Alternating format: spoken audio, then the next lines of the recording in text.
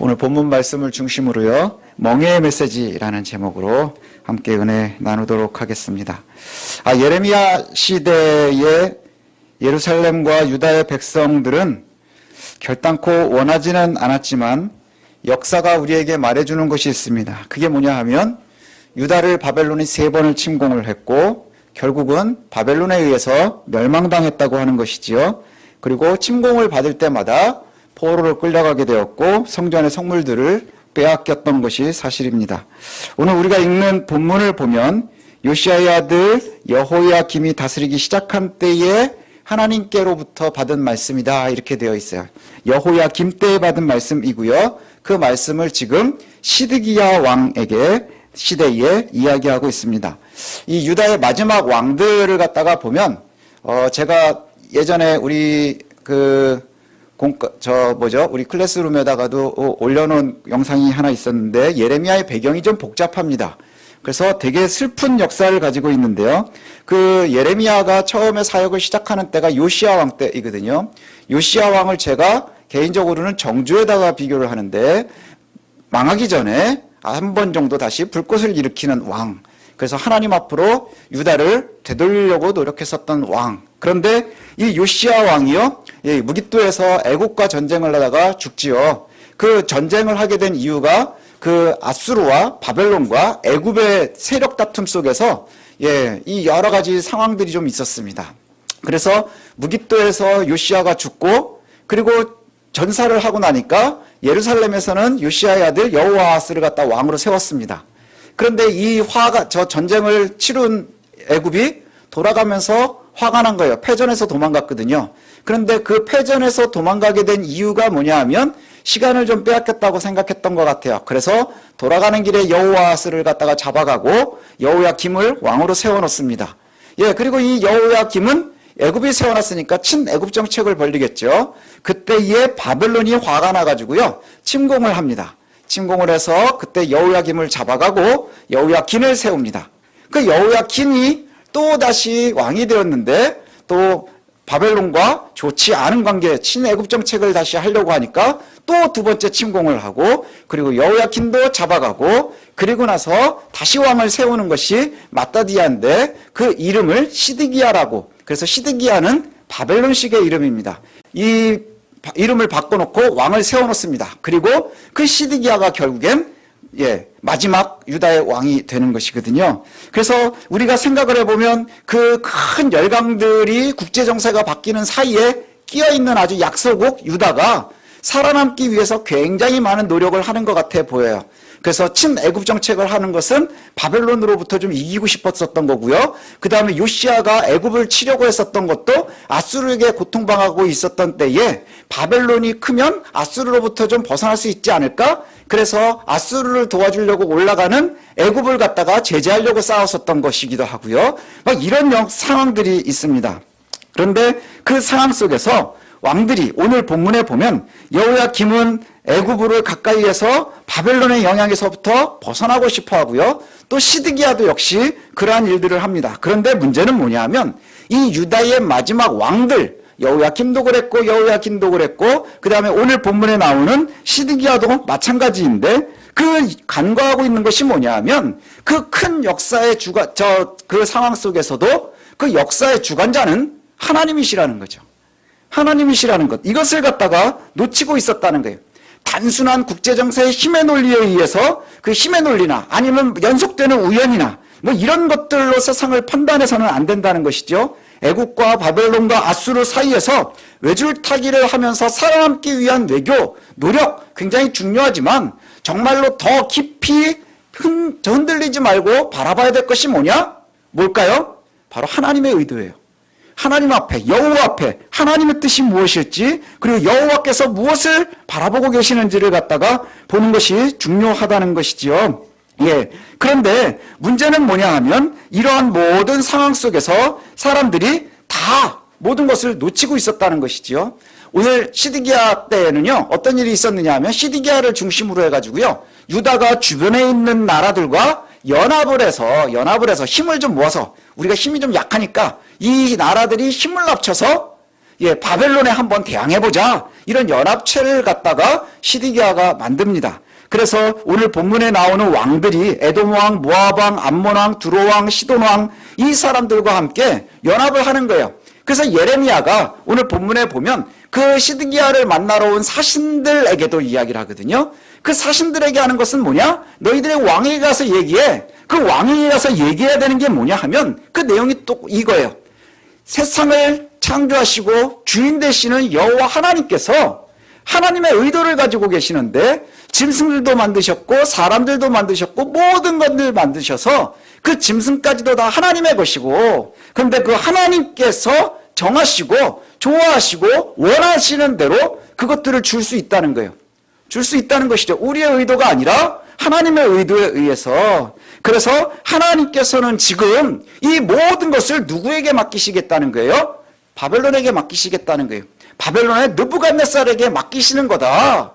그렇기 때문에 너희가 뭘 해야 되느냐?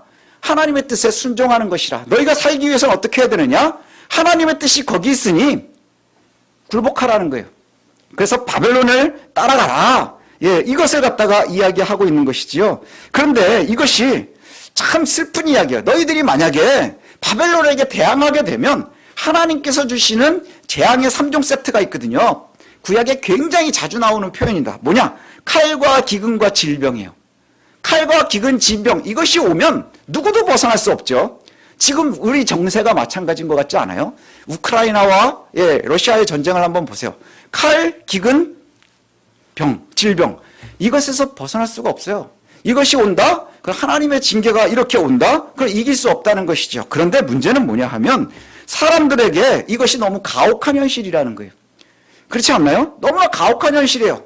우리가 인간적으로 한번 생각해 보세요. 강대국들이 우리를 갖다가 막 못살게 구는데 약한 애들끼리도 어떻게 힘을 합쳐가지고 한번 싸워서 좀 이겨보자, 버텨보자, 막 이러고 으쌰으쌰 하고 있는데 그것이 아니라 그러는 거예요. 아니야, 니네 그러면 안 돼. 바벨론에 굴복하는 것이 사는 길이야 라고 얘기한다는 거예요. 얼마나 잔인한 예언이에요. 너무나 잔인하지 않나요? 인간적으로 한번 생각하면 너무나 잔인한 거예요. 요즘 우리들의 이야기로 한번 얘기하면 뭐라면 우리도 한번 살아보려고 내 나름대로 열심히 노력하고 있는 건데 하나님 그거 하지 말라 그러시는 거예요. 나 지금 살아보려고 내가 진짜 노력하고 있는데 이게 옳지 않다고요? 이거 하지 말라고요? 그럼 나보고 어떡하라고요? 이런 생각이 들게 된다는 것이죠. 그런데 그 당시에 예레미야만 선지자가 있었던 게 아니에요. 많은 선지자들이 있었습니다. 많은 선지자들이 있었고요. 근데 오늘 본문에 보면 거짓 선지자 얘기를 예레미야가 많이 하거든요. 거짓 선지자들의 특징이 뭐냐 하면 듣기 좋은 얘기를 해주는 거예요. 예, 화려한 성전에서, 그 다음에 굉장히 높은 보좌에서 그렇게 이야기하는 거예요. 예루살렘은 절대로 멸망하지 않을 것이다. 그리고 이미 빼앗겼었던 성물들은 다 하나님께서 되돌려 주실 것이라. 그것을 갖다가 이야기하고 있다는 것이죠. 사람들이 듣기에 무슨 말씀이 더 귀에 잘 들어오겠어요?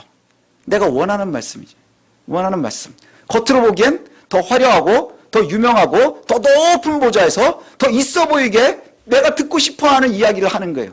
근데 오늘 본문에 보면 예레미야는 어서 듣지도 보지도 못한 것들이 갑자기 멍에를 메고, 멍에 뭐예요? 그 소가 밭 가를 때에 씌우는 그거거든요. 그걸 갖다가 메고 와가지고 막 그러고 돌아다니는 게 이게 제정신인지 아닌지, 얘가 뭔지 뭐 정체도 알 수 없는 애가 와가지고 말도 안 되는 소리를 해내는 것 같다는 것이죠. 그럴 때 우리가 어떤 말씀을 들을 수 있을까 하는 거예요. 그때 옳고 그름을 어떻게 우리가 구분할 수 있을까? 이 예언자들이 동시에 막 예언을 하는데, 예언자들이 예루살렘은 절대로 멸망하지 않을 것이다. 회복할 것이다. 그게 듣기도 좋고요. 되게 있어 보이는 얘기예요. 왜냐? 거긴 예루살렘이니까. 평화의 성이니까. 샬롬의 성이니까. 시온이니까. 그렇게 되기를 원하지요. 그런데요, 현실을 한번 생각해 보면 돼요. 여호야긴, 시드기야 이 시기를 가면서 이미 바벨론이 2번의 침공을 했고요. 포로들도 이미 많이 끌고 갔고요. 그리고 지금 서 있는 왕은 이미 왕의 이름도 시드기야예요. 마따니아가 아니라 유다의 왕이 아니라 바벨론의 봉신인 거예요. 그러한 상황에 다 빼앗겼는데, 그런데 뭐라고 얘기하고 있다고요? 지금 멀리 바벨론에 빼앗긴 그 모든 성물들이 곧 다시 돌아올 거라는 거예요. 얼마나 멋있는 예언이에요. 얼마나 듣기 편한 이야기예요. 근데 여호와를 믿는 유대인들에게 예, 이것이 얼마나 슬픈 이야기인지 몰라요. 그런데 예레미야가 선언하고 있는 것은 그렇지가 않아요. 그와 반대되는 이야기예요. 뭘 얘기하고 있어요? 있는 것도 빼앗기게 될 것이라. 그 가짜들이 너희들에게 빼앗긴 성물이 다시 돌아올 거라고 얘기하고 있지, 너희들이 하나님의 말씀대로 순종하지 않으면 지금 여기에 있는 것마저도 다 빼앗기게 될 거라는 거예요. 다 빼앗기게 될 거라. 1차 때, 2차 때 빼앗긴 거는 전리품으로 가져가기 편한 걸 다 가져갔거든요. 이 이스라엘 사람들에게요, 유다 사람들에게 예루살렘의 성물은요, 아주 굉장히 중요한 의미가 있습니다. 왜 그런지 아세요? 모세를 통해서 하나님께서 만들라고 하신 그거에 근거해서 만들기 시작을 했고요. 또 예루살렘 성전에는 하나님의 형상이 없어요. 그죠? 모든 신전에는, 예, 아주 오래된 동서고금을 막론하고 모든 신전에는 신상이 있단 말이죠. 그런데 예루살렘 성전에는 신상이 없어요. 하나님의 형상이 없어요. 그래서 사람들이 마음을 두고 굉장히 중요한 의미를 두고 있었던 것이 뭐냐? 성물들이에요. 성전 자체, 그리고 성전에서 사용하고 있는 기기들, 기물들, 예, 이런 것들을 갖다 너무너무 중요하게 여기고 있는데, 조그만 것들, 가져가기 편한 것들은 이미 다 빼앗겼어요. 그럼 뭐만 남았을까요? 너무 거대한 것들만 남아있어요. 그 예레미야가 뭐라고까지 얘기를 하느냐 하면, 예, 너희들이 이제 네 말대로 듣지 않으면 다 빼앗기게 될 거야. 빼앗기게 되는데 뭐까지 빼앗기게 된다는 거예요? 야, 기둥도 빼앗길 거야. 그 다음에 놋바다도 빼앗길 거야. 그 받침도 빼앗길 거야. 뭐 이러고 얘기를 하는데, 이게 얼마나 거대한 거냐면, 기둥, 우리가 알고 있는 것처럼 야긴과 보아스라는 이름으로 성전 앞에 아주 상징처럼 서 있는 기둥이거든요. 그게 뜻이 뭐냐? 두 개의 뜻을 합치면 하나님의 힘이 여기 계신다라는 뜻이에요. 그 성전 자체에 아주 기가 막힌, 예, 상징이거든요. 크기를 우리 현대 지금 수치로 하면 뭐냐면 높이가 8.2m 정도가 돼요. 어마어마하게 높죠. 둘레가 5.5m입니다. 그 기둥이 빼앗길 거라는 거예요. 그건 뭘 얘기하는 걸까요? 아주 멸망해서 아무것도 남지 않는다는 얘기예요. 또 놋바다를 빼앗길 거래요. 이 놋바다는 어떤 의미냐 하면요, 큰 대야거든요. 놋으로 만든 큰 대야. 그래서 이 대야는 제사를 드릴 때마다 정결례식을 할 때 사용하는 물이에요. 예, 굉장히 중요한 의미를 가지고 있습니다. 여기에요, 41,600리터가 들어간대요. 어마어마하게 크죠. 그것도 빼앗길 거야. 그 다음에 받침이라는 건, 이건 사람들이 들을 수 없어서 밑에다 끼고 움직이는 수레예요. 이런 것들을 다 빼앗길 거래요. 왜요? 너희들이 여호와의 말씀을 듣지 않으면 다 빼앗기게 될 것이라. 지금 가짜 예언자들은 회복될 것이라. 예루살렘은 절대로 멸망하지 않는다. 그리고 빼앗긴 성물도 다시 돌아오게 될 것이다 얘기하는데, 예레미야는 아니라 바벨론에 복종해라. 그렇지 않으면 칼과 기근과 전쟁이, 그 병들이 나가올 것이고, 그리고 이전에 있는, 지금 여기에 있는 이 거대한 모든 것들을 다 빼앗겨서 바벨론에 빼앗기게 될 것이라. 얼마나 슬픈 이야기예요. 예언의 내용을 정리해보면, 바벨론의 통치를 인정해라, 받아들여라. 그것이 사는 길이다. 하나님께서는 유다를 버리고 바벨론을 선택하셨다. 너희가 말을 듣지 않으면 칼, 기근, 전쟁이 올 것이고, 그리고 모든 것을 빼앗기게 될 것이라. 이전엔 작은 걸 뺏겼는데 더 큰 것도 빼앗길 거야. 그 얘가 기둥과 놋바다와 받침까지도 다 빼앗길 것이라. 규모도 엄청나지만 이것들이 예루살렘을 바라보는 상징입니다. 그러면서 여러분, 한번 제가 막 흥분을 했는데 한번 상상을 좀 해보십시오. 여러분이 지금 예레미야의 설교를 듣고 있다면 기분이 어떨까요? 기분이 어떨까요? 상상해 보십시오. 멍에를 맨, 거짓골을 한 그 사람이, 무명의 선지자가 오랜 세월 전통으로 지켜냈던 예루살렘, 예전으로 지켜냈던 그 성전, 그것을 멸망을 이야기하고 있는 거예요. 심지어 이방인들이 여호와의 성물들, 심지어 성전의 기둥까지 다 뽑아갈 것이라, 이렇게 이야기하고 있다는 거예요. 여러분들은 그 말씀을 듣고 어떻게 반응하시겠어요? 아마도 전통이 내 판단의 기준이 되시는 분들은 전통이 무너지는 재수없는 이야기로밖에 치부할 수 없을 거예요. 또 유명세나 화려함이 내 기준인 사람들은 화려한 제사 드리는 곳이나 그 다음에 직책이 높은 사람들이 그 예언하는 그 사람들의 말이 훨씬 더 신뢰가 갈 거예요. 왜냐? 초라한 선지자가 이야기하니까. 어떻게 우리가 옳고 그름을 판단할 수 있을까요? 신명기에 보면 그것을 갖다가 판단할 수 있는 기준을 이야기하는데 두 가지를 보통 이야기합니다. 하나는 뭐냐 하면 결과를 봐라. 근데 그것은 빨리 나오지 않으니까요. 예언한 그 결과가 이루어지는지 봐라. 그 다음에 또 하나는 그 예언하는 이가 올바로 그 예언한 것이 이루어진다 할지라도 그가 거짓말을 하고 있으면 그는 가짜다. 뭐 이런 이야기들을 합니다. 예, 그런데 우리가 공과하면서 이제 여러분들이 그 내용을 아셨을 것 같고요. 그럼 우리가 옳고 그름을 판단하는 더 근본적인 것이 있어요. 그게 뭘까요? 내 기준을 없애는 거예요. 내 기준을 없애는 거. 아까도 얘기한 것처럼 말씀을 들을 때에 화려함이 중요한 사람은 화려한 사람이 얘기하는 거에 끌리게 돼 있고요. 전통이 중요한 사람은 전통을 지키는 거에 흘리게 돼 있고요. 명예를 좋아하는 사람은 명예가 높은 사람이 얘기하는 것에 끌리게 되어 있다는 것이죠. 우리는 본능적으로 내가 만들어 놓은 세상의 기준들이 있어요. 그 기준을 따라가는 것이 본능이라는 것이죠. 그러나 여호와께서 참 하나님이시고 참 창조주이시고 주관자라는 것을 인정하는 것, 이것이 기준이 되어야 한다는 것이죠. 내가 가지고 있었던 내가 만들어 놓은 기준들, 그것보다 더 근본에 뭐가 있어야 되느냐? 여호와께서 창조주이시고 또 여호와께서 주관자이신 것, 그리고 주인이시라는 것에 대해서 신뢰하는 거예요. 옛날에 예수님께서 이렇게 직접 말씀하시거든요. 예수님께서 제자들에게 이런 질문을 하셨어요. 사람들이 나를 누구라고 하더냐? 그랬더니 제자들이 막 이야기를 합니다. 우리가 다 알고 있는 얘기죠. 세례 요한이라고도 합디다. 엘리야라고 합디다. 선지자라고도 합디다. 너희는 나를 누구라고 믿느냐? 그랬더니 시몬이 뭐라 그래요? 주는 그리스도시고 살아계신 하나님의 아들이십니다. 그때 예수님께서 크게 칭찬하십니다.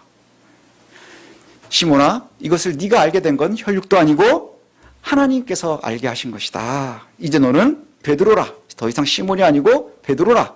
그래서 베드로가 뜻이 반석이니까요. 내 반석 위에 내가 교회를 세울 거고 음부의 권세가 너를 넘어뜨리지 못할 것이라. 얼마나 듣기 편하고 멋진 이야기예요. 그리고 나서 예수님께서 곧 뭐라고 말씀하시느냐 하면 곧 예루살렘에서 나는 죽을 거고 고난을 받을 거고 부활할 것이다. 그래서 고난과 죽음과 부활을 말씀하십니다. 그때 베드로가 바로 거절을 해요. 절대로 그런 일이 있어서는 안 됩니다. 절대로 그런 일이 있어서는 안 됩니다. 그러지 마십시오. 절대로 그러면 안 됩니다. 예수님께서 그때 단호하게 뭐라고 말씀하시는 줄 아세요? 사탄아, 내 뒤로 물러가라. 너는 나를 넘어지게 하는 자다. 이렇게 말씀하세요. 너무 순식간에 일어나는 일 아닌가요? 너는 이제 시몬이 아니고 베드로야. 네 위에 교회를 세울 거야. 음부의 권세가 너를 절대로 넘어뜨리지 못할 거야 라고 하고 곧바로 대화 하나가 넘어왔는데 사탄아 물러가라. 너는 나를 넘어뜨리는 자다. 이렇게 말씀하세요. 이유가 뭘까요? 하나님의 고백 앞에는요 가장 중요한 것이 서지만 베드로는 지금 그 칭찬 위에 더 다음에는 뭐가 생기느냐? 내 거가 생기지 않았나 싶어요. 그런데 갑자기 예수님 죽어야 된다 그러고 떠날 것처럼 얘기하고 그때 베드로가 제가 베드로의 심정이 돼서 생각을 해봤어요. 그때 딱 순간 무슨 생각이 들었을까요? 야, 큰일 났다. 나 베드 버렸는데 이제 뭐 나오나 보다 그랬는데 그죠? 여태 투자 뭐 3년 투자했는데 이제부터 이제 손익분기시 넘어가나 보다 그러고 있는데 갑자기 폭망 얘기를 하는 거예요. 그때에 그가 그리던 그림이 아닌 거죠. 베드로가 기대하고 상상했었던 그림이 아닌 것이 나오니까 곧바로 뭘 얘기하는 거예요? 그러면 안 됩니다. 베드로가 확 바뀌는 거예요. 주는 그리스도시고 살아계신 하나님의 아들이십니다. 그리고 살아계신 하나님의 아들의 역할을 하려고 할 때에 그러면 안 됩니다. 그게 우리들의 모습이라는 거예요. 우리는 전통에도 빠져 있고요. 그 다음 내 이해관계에도 매여 있고요. 그러면서 하나님께서 역사의 주관자이시라는 것을 자꾸 놓칠 때가 많다는 거예요. 그러나 모든 기준에는 뭐가 있어야 되는 거죠? 하나님의 뜻이 무엇인지 알아야 되는 거예요. 사실은 예레미야에서 가장 중요한 것은 유다가 멸망하느냐, 예루살렘이 멸망하느냐가 아니라 예루살렘의 죄악이에요. 예루살렘이 돌아오지 않을 길을 건너갔기 때문에 하나님께서 매를 맞을 것이다 하는데 예루살렘에 있는 이들은 뭘 얘기하는 거예요? 여기는 하나님의 도성입니다. 마지막에 인생을 걸고 투자했었던 베드로에게 예수님께서 이렇게 말씀하시면서 책망을 마무리하시거든요. 누구든지 나를 따라오려거든 자기를 부인하고 자기 십자가를 지고 나를 따라와야 된다. 누구든지 나를 따라오려면 자기를 부인해야 된다는 거예요. 그리고 자기의 십자가를 지고 따라와야 된다는 거예요. 그렇게 해야 따라올 수 있다는 것이죠. 여러분, 우리가 하나님의 말씀을 대하면서 혹은 또 믿음 생활을 하면서 가장 조심해야 되는 것이 있습니다. 우리가 신앙생활을 하고 믿음 생활을 하면서 조심해야 되는 게 뭐냐? 우리가 하나님의 말씀을 내 처지와 상황과 그 안경을 통해서 본다는 거예요. 내 처지의 안경을 통해서 하나님의 말씀을 재단하고 싶어요. 내 상황의 안경을 통해서 하나님의 말씀을 재단하고 싶어 하는 거예요. 그래서 나에게 좋으면 은혜의 말씀이고요, 불편하면 피곤한 거예요. 아주 가벼운 예를 들으면, 내가 너무 좋은 일이 생겼어요. 그래서 막 누구에게라도 자랑하고 싶어요. 근데 그날 교회에서 찬양을 하는데 막 빠르고 신나는 찬양을 하는 거예요. 얼마나 은혜스럽겠어요. 그럼 막 자랑하고 싶고 막 기분이 너무너무 업돼가지고 왔는데, 아주 축축 처지는 보혈 찬양 같은 걸 하는 거예요. 얼마나 불편하겠어요. 그럼 은혜가 안 된다고 생각을 해요. 내가 울고 싶어 죽겠는데 내가 되는 것도 하나도 없고, 주님 나 어떻게 하면 좋습니까? 내가 어떻게 하면 될까요? 그러고 나와서 엎드려 있는데 교회는 다 같이 너무 기쁜 찬양을 합니다. 얼마나 마음이 불편할까요? 왜 그럴까요? 우리는 하나님 앞에 엎드려서 회개도 해야 되지만 또 감사하고 찬양도 해야 되는 거예요. 그런데 그때마다 내 감정의 안경으로 주를 바라보는 거예요. 내 상황의 안경으로 주를 바라보는 거예요. 그 당시에 처해 있는 내 상황, 내 처지를 놓고 하나님의 뜻을 재단하고 싶어 하는 거예요. 그래서 내가 원하는 이야기들이 은혜가 된다라고 생각을 하고, 그렇지 않은 이야기는 은혜가 되지 않는 것이죠. 혹시 우리가 이러한 감정과 상황의 코드에서 벗어나지 못하고 있지 않은가 좀 되돌아봤으면 좋겠어요. 나를 부인하지 않으면 주의 말씀이 내 삶 속에서 영향력을 잃어갑니다. 오히려 내 코드에 맞는 이야기만 듣고 싶어지는 것이지요. 오늘 본문의 예레미야의 선포가 당시 유대인들과 그 동맹국들에게 왜 그렇게 불편하고 재수없는 소리였을까요? 하나님의 말씀이, 하나님의 의도가 너희가 죄를 졌기 때문에 지금 매맞아야 되는 거야 라고 하는데, 그 매맞아야 된다고 하는 상황이 불편한 거예요. 불편한 거예요. 범죄한 예루살렘의 멸망을 이야기하는데 그것이 끝이 아니라 또 회복도 말씀을 하시는데, 지금 그 멸망이 거기서부터 듣기가 싫은 거예요. 이제 우리가 주의 말씀을 대할 때에 꼭 기억하셨으면 좋겠어요. 여러분의 처지의 안경으로 하나님의 말씀을 재단하지 마십시오. 내 상황으로 주의 말씀을 재단하지 마십시오. 그리고 내가 가지고 있는 모든 나의 기준을 가지고 하나님의 말씀을 버리고 취하려 하지 마십시오. 주의 말씀은 온전히 우리에게 전해져야 되는 것입니다. 그리고 주의 말씀이, 하나님의 말씀이 모든 것에 가장 앞선다는 것이죠. 그분은 창조주이시고 그분은 운행자이시기 때문입니다. 예수님의 말씀을 다시 한번 우리가 되새기면서 한 주간 승리할 수 있었으면 좋겠어요. 누구든지 나를 따라오려거든 자기를 부인하고 자기 십자가를 지고 나를 따라야 한다. 그래서 저와 여러분들 꼭 기억하셨으면 좋겠습니다. 나를 부인하는 것, 내 안경의 틀을 벗어버리는 것, 내 처지로 여호와의 말씀을 재단하려고 하는 그 어리석음, 그것을 버리고 이제 오롯이 주의 말씀만을 바라볼 수 있는 저와 여러분들 되시기를 소원합니다.